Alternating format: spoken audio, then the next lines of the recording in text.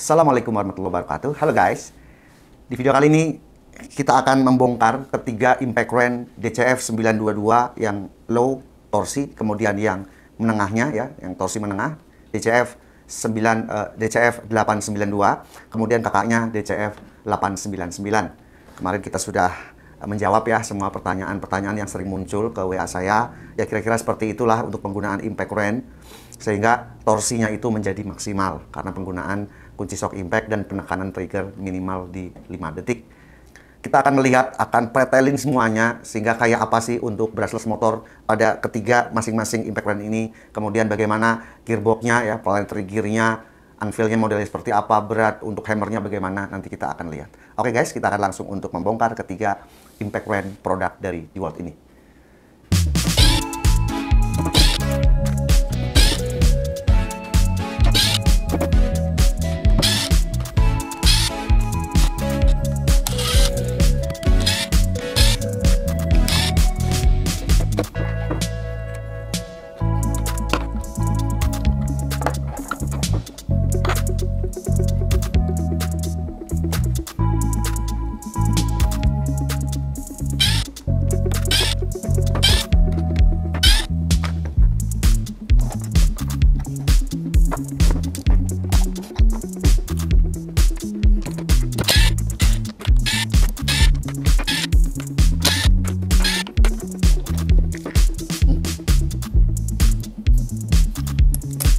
Kita akan lepas untuk kabel massa yang ke gearbox.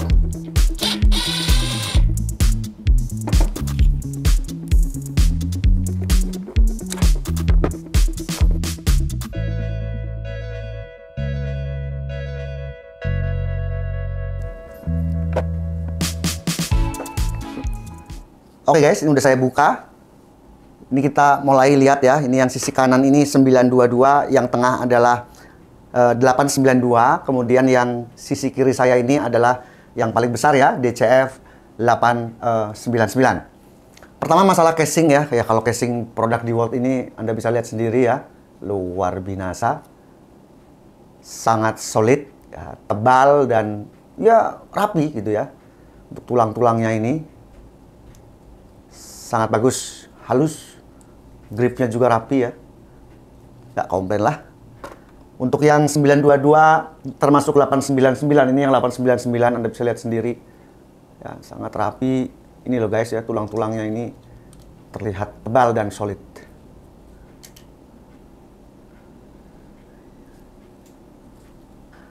Di atas meja ini ya sudah terpampang semuanya. Pertama saya akan bahas adalah dari sisi wiringnya atau perkabelan ya, instalasi kabelnya. Luar biasa, ini kita lihat yang 922. Seperti ini ya, Anda bisa perhatikan. Sangat rapi, solid untuk sambungan-sambungannya ya, tersusun sempurna seperti ini supaya menghindari korsleting ya. Jadi memang namanya power tool itu ya ada harga ada rupa guys ya. Ya kalau kita perhatikan antara mesin dengan harga di 4 jutaan 5 jutaan ya seperti ini, memang rapi ya. Kabel-kabelnya juga besar ya, proporsional. Ya kalau kita bandingkan dengan yang berharga 1 jutaan ya sangat berbeda. Jelas sangat berbeda. Jadi memang uang tak akan pernah berdusta. Kemudian untuk trigger ini menyatu dengan modul. Modulnya di sini. Sangat solid ya, semua juga ada sealernya, ini yang berwarna putih sehingga menghindari percikan air ya masuk ke power toolnya, ke modulnya, ke komponen-komponen pada modul. Kemudian ini adalah modul ya untuk tactile ya. Pengaturan variabel speed 1, 2 dan 3. Ini ada LED-nya seperti ini. Semua tersusun rapi ya, sempurna. Kemudian untuk brushless motornya ya, Anda bisa lihat sendiri seperti ini. Sangat solid ya. Nggak asal bikin. Terdapat 4 skrup ya, 4 baut, 1, 2, 3, 4. Sehingga dudukan atau posisi antara rotor dan stator ini stabil. Mengingat impact wrench itu bekerjanya ya sungguh berat. Sementara kalau kita lihat ya impact wrench kompetitornya yang lain, untuk brushless motor ini tidak ada baut di bagian depan seperti ini. Sehingga putaran rotor itu kadang-kadang bisa berubah, yang akan menimbulkan gesekan antara rotor dan stator. Ini yang sering kita jumpai pada impact wrench kelas-kelas di bawahnya ya, kelas rebranding itu apalagi. Sering banget berubah posisi senternya rotor terhadap stator. Stator itu yang di bagian luar, rotor itu yang di bagian tengah. Sehingga menimbulkan gesekan. Cepat panas, kemudian akhirnya off, mati.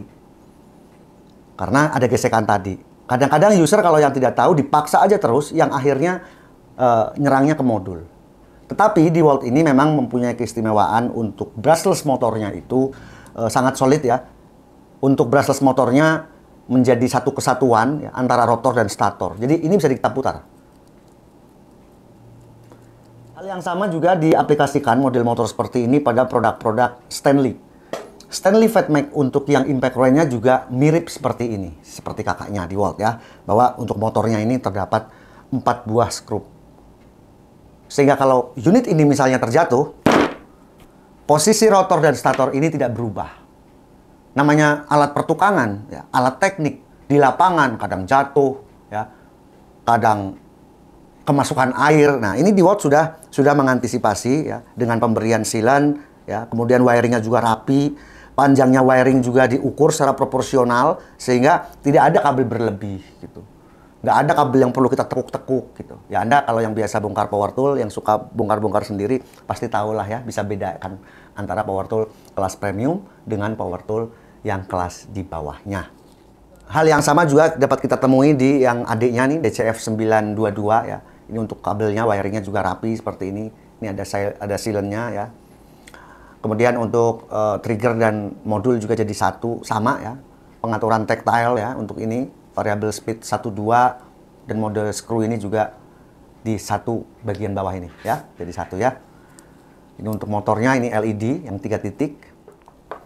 Kemudian untuk yang babonnya nih guys ya, yang 899. Ini karena untuk yang lebih heavy duty, tentu brushless motornya lebih besar ya, lebih solid. Untuk bagian depannya ini covernya aluminium ya, aluminium. Di skrupnya juga besar-besar nih, ada 4 karena memang satu ini adalah sebuah impact ring untuk heavy duty, untuk kelas yang torsi yang tertingginya ya, pengencangan di 950, kemudian kalau nggak salah bisa membuka sampai dengan 1500-an Nm ke atas. Trigger, kemudian modul, kemudian ini untuk pengaturan variable speed. Karena ini bertorsi besar, tentu as motor pada rotornya ini besar. Nah, saya beberapa kali tanya sama Anda, Bang, kenapa kalau impact ring itu ada lubang-lubang seperti ini? Kadang di atas, kadang di bawah, di tengah, di samping gitu. Apa sih Bang sebenarnya fungsinya? Gitu. Saya pernah ditanya.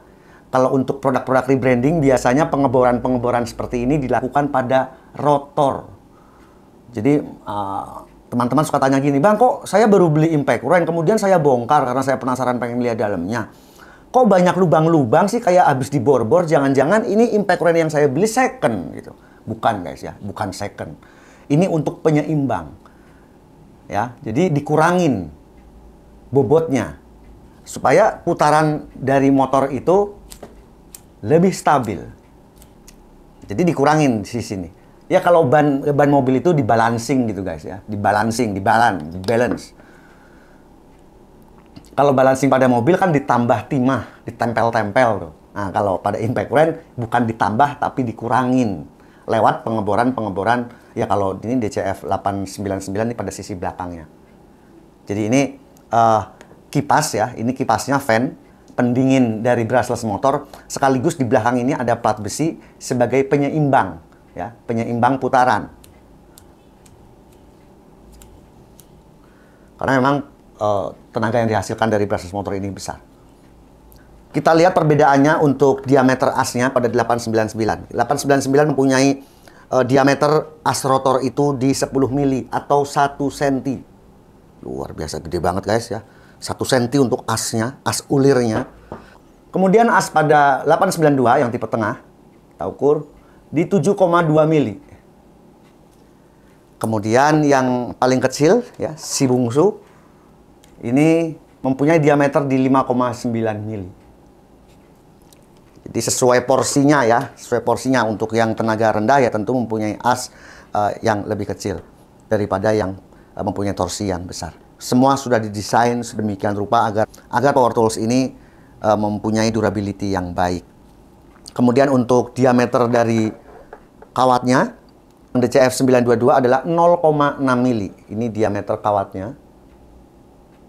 Kemudian sama juga ini untuk yang 892 kakaknya adalah 0,6 mili. Jadi sama antara 922 dan 892 mempunyai diameter luas penampang kawat yang sama di 0,6 mili. Untuk yang 899 itu mempunyai diameter kawat di 0,7 mili, hanya selisih 0,1 mili dibanding tipe adik-adiknya ini. Kita akan beralih ke sisi mekanisnya. Yang pertama untuk DCF 922. Ini adalah cover gearboxnya, terbuat dari aluminium. Ini dicat berwarna abu-abu. Ini anvil-nya, ya, Anda bisa lihat. Ini anvil model D10 pin, ukuran setengah. Seperti ini. Ketebalannya ini di 5 mili. Kemudian pada DCF 922 tidak dijumpai O-ring atau seal pada anvil. Nah ini nih. Ini kadang-kadang akhirnya menimbulkan pro dan kontra. Penggunaan O-ring ya, atau seal pada impact range seperti ini tentu tidak akan kuat untuk menahan dari tekanan ya, atau getaran vibrasi yang ditimbulkan oleh DCF 922. Karena kita tahu DCF 922 walaupun kelas terendahnya di watt, tetapi mempunyai torsi yang cukup tinggi di atas 400 Nm. Speknya aja 400 Nm. Pada saat kita uji itu bisa mampu membuka sampai 750-an Nm ya. Bayangkan, kalau di tengah-tengah sini ada O-ring, itu nggak akan lama, itu sobek guys. Pada saat anvil ini berputar, membuka sebuah baut, ini getarannya, vibrasinya akan sangat tinggi. Ya kan BPM-nya tinggi, mungkin di 4000-an beat per menit ya, di 4000-an pukulan per menit. Penggunaan O-ring tidak akan kuat. Makanya pada DCF 922 itu menggunakan bushing. Ini bushing. Ya. Tahulah bushing ya, kalau Anda di dunia otomotif bushing ya tahulah pasti. Antara bushing dan anvilnya juga sangat presisi, nggak oblak sama sekali. Jadi sangat rapat gitu. Jadi karena sudah menggunakan bushing yang berkualitas baik, tentu tidak perlu menambahkan O-ring atau seal pada bagian depan. Karena penambahan seal justru akan tidak heavy duty, akan cepat jebol itu O-ringnya. Karena apa? Karena torsinya besar. Berbeda dengan impact range ya, produk Stanley Fatmac ya, SBW 810 kalau nggak salah ya tipenya. Itu menggunakan O-ring. Ada O-ring di bagian depan sini. Kenapa masih menggunakan O-ring? Karena memang secara torsinya juga di bawahnya 922. Kalau kita lihat secara speknya juga antara Stanley Fatmac dengan 922 di watt, itu Stanley itu di bawahnya. Makanya masih menggunakan O-ring pada sini. Karet O-ring itu dianggap mampu untuk menahan grease atau gemuk karena torsinya rendah gitu. Tapi impact range DCF 922 yang ini, yang paling kecilnya di watt saja sudah nggak menggunakan O-ring, langsung dengan bushing. Tapi bushingnya ini mampu untuk menahan grease atau gemuk supaya nggak keluar. Ya luar biasa, ada harga, ada rupa ya guys ya. Ini sangat presisi.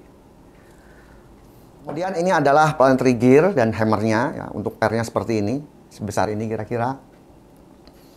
Untuk planetary gear-nya ada 3, kemudian ini bearingnya juga bagus ya, besar, nggak oblak guys. Kita lihat untuk diameter dari hammernya di 45,6 mili.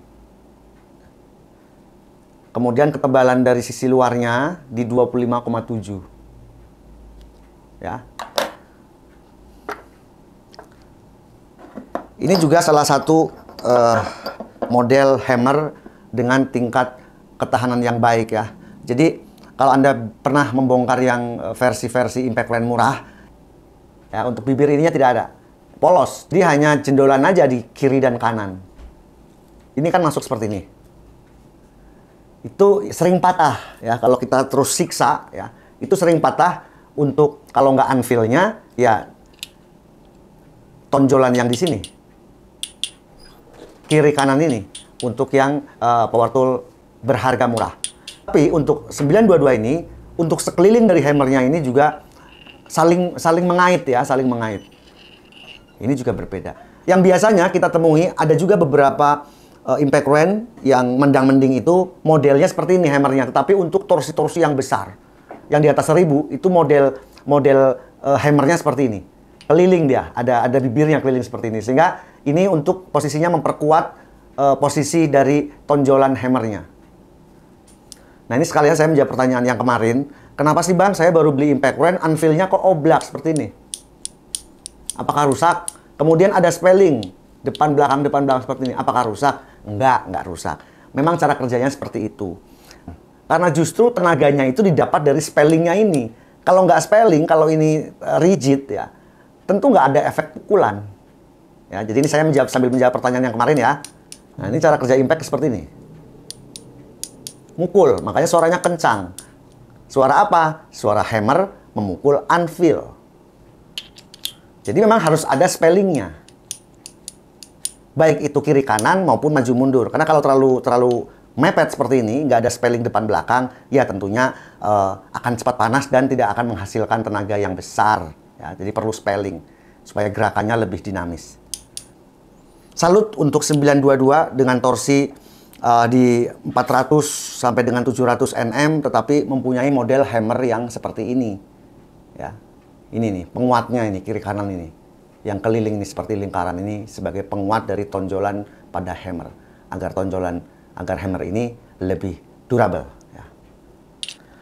Hal yang sama pada 922, ini kakaknya, ini lebih besar lagi guys ya. Untuk gearboxnya ini semuanya di bagian belakang ya terbuat dari aluminium semua, baik yang 922, 892, apalagi kakaknya 899. Ini perbedaan ukuran dari hammernya. Beda ya guys ya. Sesuai fungsinya. Sekarang kita akan timbang untuk hammer yang 922 di 310 gram. Kemudian yang tipe medium 548 gram. Nah ini yang paling besar 872 gram. Kita lihat juga perbedaan ini antara keduanya ya, tipe menengah dan tipe yang tertinggi. Untuk ukuran pernya juga berbeda. Lebarnya, kemudian ukuran planetary gear-nya juga berbeda. Ya, semua serba berbeda, ini cenderung lebih besar. Untuk 892 sama ya, untuk di sampingnya ini ada bibirnya ini ya. Kemudian yang hammer 899 masih polos ya. Karena memang tonjolannya ini lebar. Beda dengan yang model 892 kan kecil seperti ini ya, tidak lebar, sehingga untuk 899 sudah tidak perlu lagi menggunakan bibir di bagian luarnya. Sebenarnya nggak tahu nanti penerus dari 899 ini untuk hammernya apakah masih sama seperti ini ataukah sudah mempunyai bentuk yang seperti adiknya ini ya. Yang menurut saya ya pastinya akan lebih kuat yang seperti ini, model hammer yang seperti ini. Oke guys, kita udah lihat semuanya ya. Untuk sisi elektrikalnya luar biasa, sangat rapi, solid, kabel-kabelnya, wiringnya juga mantap. Kemudian sambungan ya, sambungan antar komponen, misalnya antara modul dengan brushless motor, itu juga tersambung sempurna. Kalau kita lihat solderan-solderannya juga sangat solid. Nggak asal nempel ini ya, sangat solid. Elektrikalnya mantap, casingnya mantap, kemudian untuk sisi mekaniknya juga mantap ya. Serba tebal, serba solid. Guys, kita akan langsung untuk merakit kembali ketiga impact wrench ini. Karena sudah terlanjur dibuka seperti ini, saya akan tambahkan gemuk atau grease. Apa aja, merek apa aja yang ada, nggak apa-apa guys ya. Anda kalau memang udah terlanjur buka, Anda tambahkan aja di sisi belakang. Yang depan nggak usah ya, nanti itu akan menurunkan impact. Kalau terlalu banyak gemuk di bagian depan. Belakang aja tambahkan sedikit seperti ini. Segini aja. Kemudian Anda bisa pasangkan untuk planetary gear dan gearbox ini. Ya. Jadi di bagian depan ini nggak usah. Anda pasang anvilnya, pasang tutup gearboxnya. Yes. Anda perhatikan betul ya di bagian sini, o-ringnya ini jangan sampai terjepit atau terlipat. Nanti akan bocor untuk gemuknya. Kemudian yang kedua, ini yang 892 ya, kita tambahkan juga.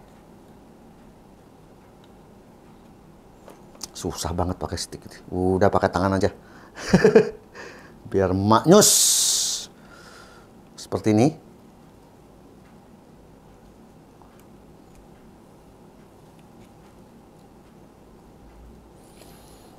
Ya, kemudian Anda bisa pasangkan planetary gear-nya. Yes, putar-putar. Anda pasang anvil-nya. Anda pasang gearbox-nya. Ini ada O-ring ya. Hati-hati, jangan sampai terlipat. Sisi yang rata, Anda satukan dengan sisi yang rata cover gearbox. Sip. Selesai. Kemudian yang besar. Ini yang besar sudah tadi. Kemudian kita akan pasang yang kelas menengah DCF 892.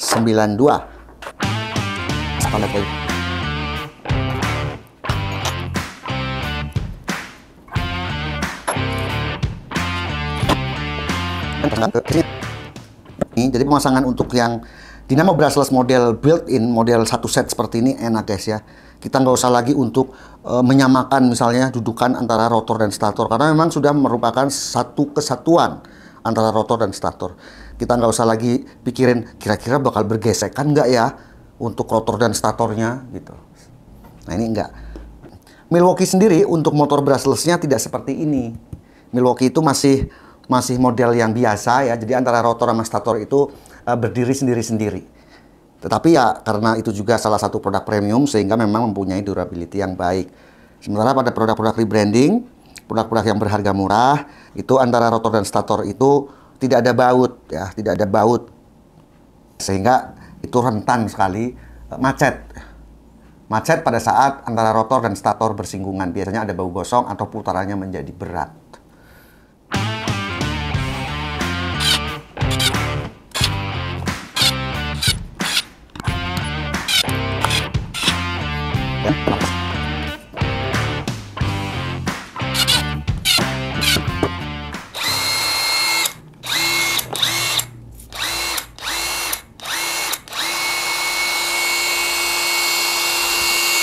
Suaranya tambah halus guys ya, karena kita tadi sudah tambahkan dengan grease, dengan gemuk motornya. Kita akan pasangkan dulu untuk gearboxnya, kita masukkan ke brushless motor.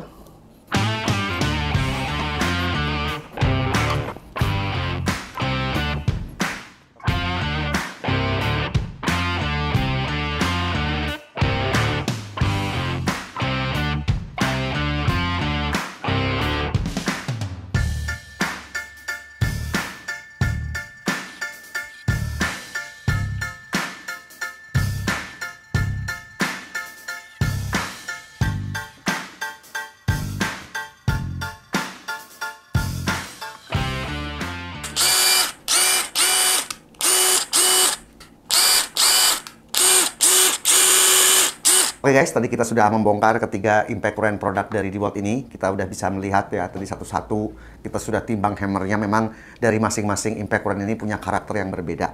Karena dari sisi bobot hammernya juga berbeda, ukuran untuk dynamo brushless-nya juga berbeda. Tapi satu hal bahwa produk ini ternyata mempunyai wiring ataupun instalasi perkabelannya itu sangat baik. Rapi ya, semuanya dikaitkan di modulnya sehingga itu mengurangi korsleting menurut saya. Tadi waktu saya membongkarnya semuanya itu tidak ditemukan O-ring atau seal pada anvil ya, pada keliling anvilnya ini. Karena ketiganya ini menggunakan sistem bushing.